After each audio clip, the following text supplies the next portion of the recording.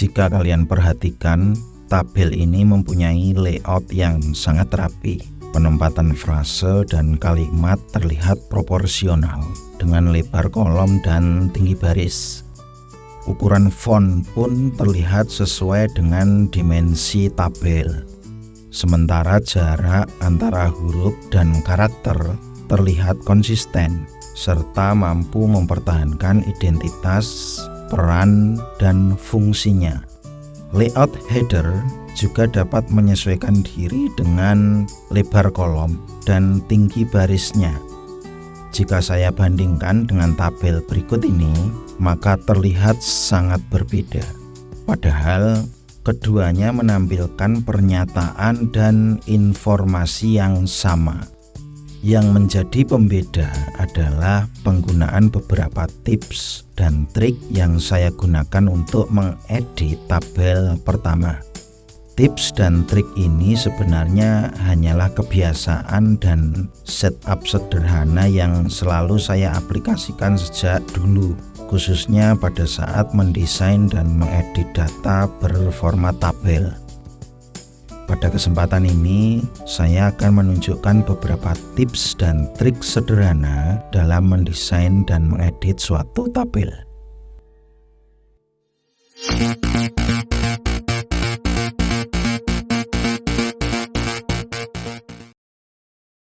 Oke, tips dan trik pertama yang biasa saya pakai berhubungan dengan font setting, yaitu karakter spacing. Caranya adalah blok bagian dari tabel yang ingin diedit, kemudian klik tab menu home dan klik font setting. Atau kalian bisa juga menggunakan shortcut Ctrl+D. Klik submenu advance lalu ubah spacingnya menjadi condense 0,2 poin. Setelah selesai tekan OK. Cara ini akan membuat tulisan menjadi lebih padat tetapi masih terjaga kondensitasnya dan masih nyaman di mata ketika dibaca. Ada kalanya saya memakai spacing condense 0,3 poin jika ingin mengurangi jumlah baris dalam satu paragraf. Tetapi saya aplikasikan sebatas pada satu atau dua kata saja, tidak sampai satu paragraf. Berikutnya adalah selalu gunakan setting align top left pada setiap kolom dan baris tabel, terkecuali pada header. Wajib menggunakan setting align center.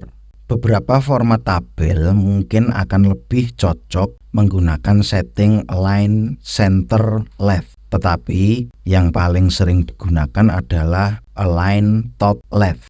Setting ini bisa kalian temukan di tab menu table layout di grup alignment. Jika menggunakan setting align justify, maka hasilnya akan seperti ini. Spasi antar kata akan melebar, terlihat aneh, dan cenderung menampakkan ketidakteraturan, meskipun terlihat rata kiri dan rata kanan. Jadi, menurut saya setting justify kurang cocok diterapkan di data tabel. Tips dan trik ketiga adalah font type dan font size. Saran saya gunakanlah jenis font yang shape-nya tidak berkarakter expanded, tidak terlalu lebar dan tebal. Tetapi hindari juga font yang berkarakter condense, cenderung rapat dan tipis. Saya sendiri punya font favorit di Word, yaitu Segoe UI dan Times New Roman. Beberapa font tersebut bisa kalian aplikasikan dengan size default 12. Baru kemudian bisa disesuaikan dengan dinamika data dan tabelnya. Pada table header, beberapa orang lebih suka menggunakan font size yang lebih besar, walaupun buat saya itu masalah preferensi saja. Tips dan trik keempat berhubungan dengan setting paragraf. Ada 4 pengaturan yang biasanya saya modifikasi, yaitu left dan right indentation, special indentation, before dan after spacing, serta line spacing. Untuk data tabel, saya pakai left dan right indent sebesar minus 0,1 cm. Tujuannya adalah memperluas ruang bagi karakter atau teks yang tertulis. Pada situasi di mana saya perlu mengurangi jumlah baris dalam satu paragraf, maka saya menggunakan setting right indent sebesar minus 0,2 cm. Untuk spesial indent, saya menyesuaikan dengan tipe datanya karena setting ini biasanya berhubungan dengan tool bullets and numbering serta pembuatan pointer-pointer dalam tabel, di mana selalu memakai special indentation hanging. Kemudian setting before dan after spacing saya set di angka 3 poin. Khusus untuk before spacing, saya biasanya hanya mengaplikasikan di frase atau kalimat awal dalam suatu kolom. Contohnya di kolom indikator ini, hanya poin 311 saja yang setting before after spacingnya di angka 3 poin. Untuk poin selanjutnya hanya after spacing saja di setting 3 poin. Hal yang sama juga ada di 3 kolom ini. Menurut saya, setting before dan after spacing berguna untuk memberikan efek shaping atau semacam penegasan tentang pembentukan pointer-pointer. Selanjutnya, line spacing. Setting ini merupakan pengaturan yang berfungsi untuk memberi jarak yang konsisten antar baris di dalam suatu teks. Dalam konteks tabel, setting yang saya pakai adalah single spacing. Khusus untuk tabel header, saya cenderung memakai setting exactly dengan ukuran mengikuti font size. Jika font size-nya 12, maka line spacing saya setting exactly 12 poin. Alasan saya memakai setting exactly ini daripada single spacing karena pada saat table header membentuk formasi 2 baris seperti ini, jarak antar barisnya lebih rapat sehingga berpengaruh pada tinggi baris. Baris yang terlalu tinggi pada table header akan mengurangi estetika suatu tabel. Dengan demikian, usahakan 2 baris dalam table header ini adalah batas maksimal, kecuali kalian harus mendesain table header secara bertingkat. Tips dan trik terakhir dari saya adalah cara menambah dan mengurangi lebar kolom.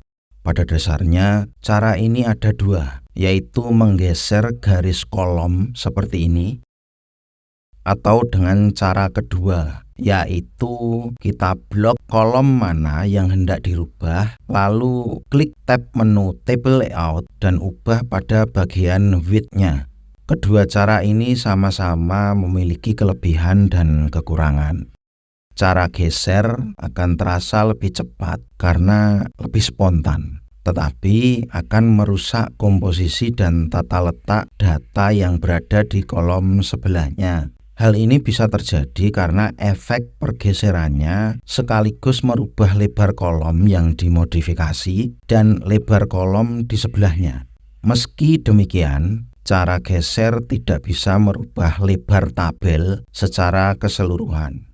Cara kedua justru tidak akan mempengaruhi lebar kolom di sebelahnya. Cara ini juga mempermudah kita dalam mengontrol penambahan maupun pengurangan lebar kolom. Akan tetapi, cara ini menyebabkan perubahan lebar tabel secara keseluruhan. Oleh karena itu, pembuatan tabel di Microsoft Word sebenarnya bukanlah hal yang mudah. Pengguna harus benar-benar paham dengan kebutuhan dan teknik yang digunakannya. Tabel yang berisi banyak data berformat teks dan memiliki banyak kolom seperti ini pastinya harus dibuat secara landscape. Kemudian, tabel harus dibuat full mepet ke left margin hingga mepet ke right margin guna mengakomodasi data berformat teks dan kolom yang jumlahnya banyak. Artinya, saat kita butuh menambah lebar suatu kolom dan kita memakai cara kedua, maka konsekuensinya akan menambah lebar tabel. Berarti tabel tersebut akan melewati right margin. Sebaliknya, saat kita memakai cara pertama, kita akan menerima konsekuensi perubahan atau bahkan kerusakan layout data di kolom sebelahnya. Menurut saya, kuncinya ada di penentuan prioritas. Data teks yang panjang seperti ini membutuhkan kolom yang lebar, sementara data teks berupa pointer-pointer pendek seperti ini tidak memerlukan kolom yang lebar. Tips tambahan menyangkut posisi tabel adalah selalu gunakan setting defaultnya, yaitu align left. Cara mengetahuinya adalah dengan mengarahkan kursor ke pojok kiri atas dari tabel seperti ini. Tunggu hingga muncul semacam tanda plus seperti ini. Lalu klik tanda ini hingga seluruh bagian dari tabel terblok. Setelah itu, klik tab menu home dan cek status tombol align left pada grup paragraf. Semua tips dan trik yang sudah saya jelaskan sebelumnya sebenarnya dioperasikan pada saat tabel di posisi defaultnya, yaitu align left.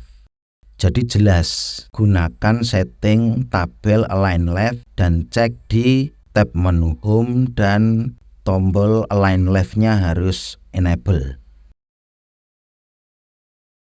Oke, sekarang saatnya saya akan mempraktekkan beberapa tips dan trik yang sudah saya jelaskan sebelumnya. Pertama-tama, saya buat 2 baris baru, lalu saya merge 2 baris di kolom nomor, materi pembelajaran, tugas terstruktur, tugas tidak terstruktur, dan penilaian. Saya akan mengcopy data kompetensi dasar dari file lain atau file sumber. Kita cek settingnya, blok dulu KD-nya, lalu masuk ke font setting. Terlihat font sudah Times New Roman size 12, kemudian spacing diubah ke condense 0,2 dan tekan OK. Kita cek di tab menu table layout di mana alignment-nya diset ke top left. Selanjutnya, cek setting paragraf. Left dan right indent diset di minus 0,1 cm, special indent di 0,7 cm, kemudian before dan after spacing di 3 poin, dan line spacingnya single. Tulis nomor kompetensi dasarnya yaitu 3.2.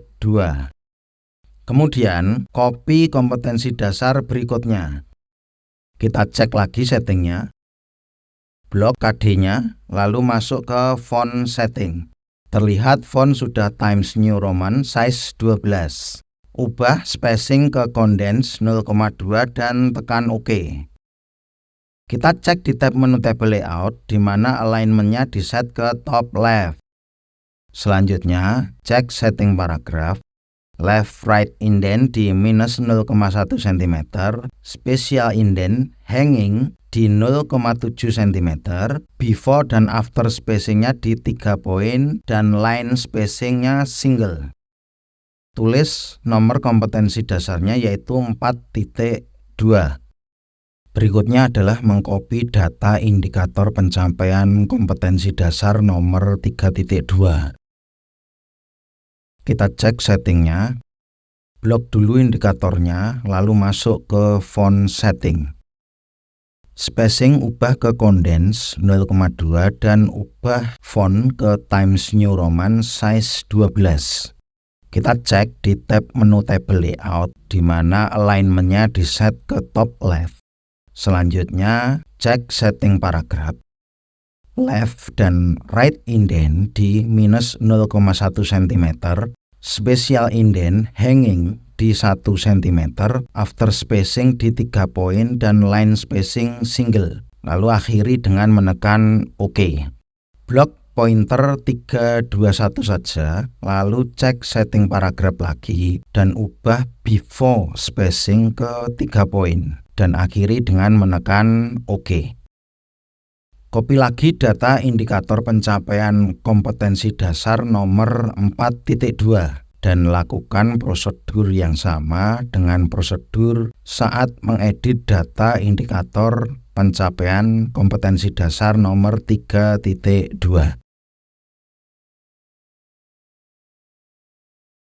Lanjut lagi dengan mengcopy materi pembelajaran.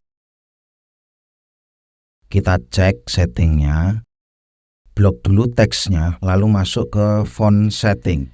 Spacing ubah ke condense 0,2 dan font diubah ke Times New Roman size 12. Akhiri dengan menekan OK. Kita cek di tab menu table layout di mana alignment-nya di-set ke top left. Selanjutnya, untuk bagian pointer, saya gunakan setting paragraf left dan right indent minus 0,1 cm, special indent hanging 0,4 cm, dan before after spacing 0, kecuali bagian pertama dari pointer. Before spacingnya saya setting 3 poin. Keterangan pointer, saya gunakan setting left indent 0,3 cm, right indent minus 0,1 cm, special indent non, before spacing 0, dan after spacingnya saya setting 3 poin. Sedangkan keterangan pointer yang berisi pointer seperti ini, saya gunakan setting left indent 0,3 cm, right indent minus 0,1 cm, special indent hanging 0,3 cm, before dan after spacing 0, kecuali pada bagian akhir dari pointer. After spacingnya saya setting 3 poin. Terakhir, saya mengcopy data tugas terstruktur, tugas tidak terstruktur, dan penilaian. Lalu kita cek juga settingnya. Blok dulu data tugas terstruktur, lalu masuk ke font setting. Ubah font ke Times New Roman size 12 dan spacing ubah ke condense 0,2. Lalu akhiri dengan menekan OK. Kita cek di tab menu table layout di mana alignment-nya di-set ke top left. Selanjutnya, cek setting paragraf. Left dan right indent di minus 0,1 cm, special indent hanging di 0,4 cm, after spacing di 3 poin, dan line spacing single. Akhiri dengan menekan OK. Blok pointer pertama saja, lalu cek setting paragraf lagi dan ubah before spacingnya ke 3 poin dan akhiri dengan menekan OK. Ulangi prosedur ini untuk merapikan data tugas tidak terstruktur dan data penilaian. Demikian hasil layout dari data tabel nomor urut 2. Apabila saya bandingkan dengan layout data tabel nomor urut 1, maka hasil layoutnya sangat identik dan sangat rapi.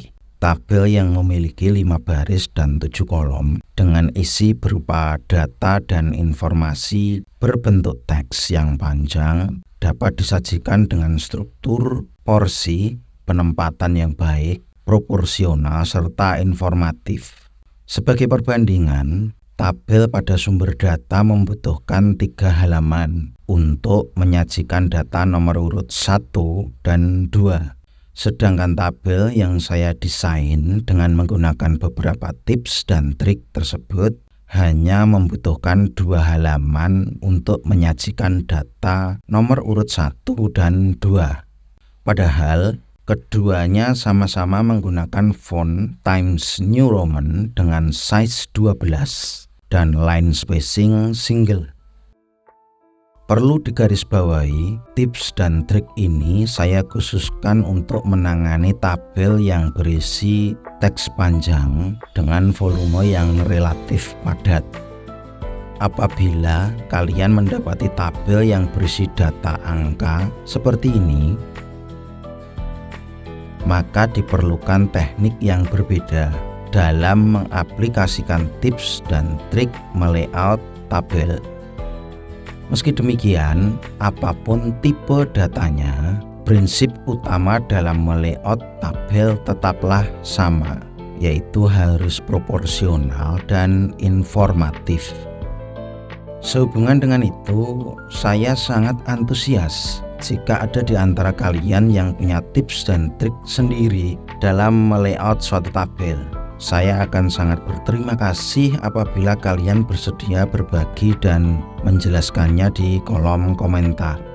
Dengan begitu, kita bisa berinteraksi dan berdiskusi serta bertukar pikiran secara konstruktif, sehingga dapat menghasilkan sesuatu yang bermanfaat bagi kita sendiri dan para pengguna Microsoft Word pada umumnya. Oke, sekian video tutorial kali ini. Selamat mencoba dan saya tunggu feedback dari kalian.